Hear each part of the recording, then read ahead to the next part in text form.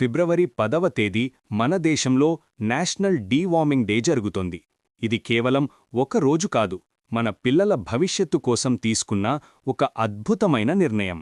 ఈ ఇనిషియేటివ్ వల్ల మిలియన్స్ మంది పిల్లలు హెల్తియర్ లైఫ్ లీడ్ చేయగలుగుతున్నారు. ఈ సంవత్సరం థీమ్ చాలా స్పష్టంగా ఉంది: worm free children for better health, nutrition and learning. అంటే పురుగులు లేని పిల్లలు, మంచి ఆరోగ్యం, పోషణ. ఇది కేవలం స్లోగన్ కాదు, మన దేశంలో 22 క్రోర్ పిల్లలకు కావాల్సిన మార్పు. ఈ నంబర్స్ వెనుక ఉన్న రియాలిటీ చాలా సీరియస్.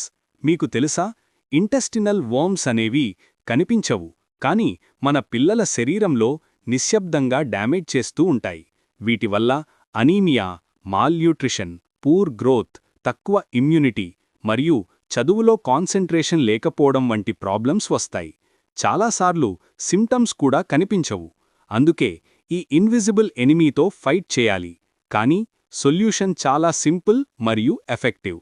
ఒక సంవత్సరం 2 సార్లు, ఫిబ్రవరి 10వ తేదీ మరియు ఆగస్టు 10వ తేదీ, 1 నుండి 19 సంవత్సరాల వయసుగల పిల్లలందరికీ సేఫ్ డీవార్మింగ్ టాబ్లెట్స్ ఇస్తారు. స్కూల్స్లో, అంగన్వాడీ సెంటర్స్లో ఇది WHO రికమెండెడ్ మెడిసిన్. ప్రీవియస్ రౌండ్స్లో 11 క్రోర్ పిల్లలు బెనిఫిట్ అయ్యారు. ఈ టాబ్లెట్ తిన్న తర్వాత తీసుకోవాలి, బేసిక్ హైజీన్ మెయింటైన్ చేయాలి. Parents, teachers, anganwadi workers, health staff అందరూ కలిసి ఈ మిషన్లో పాల్గొంటారు. ఇది రియల్ టీమ్ వర్క్. ఒక వర్మ్ ఫ్రీ చైల్డ్ అంటే healthy child, energetic child, better learning capacity ఉన్న చైల్డ్.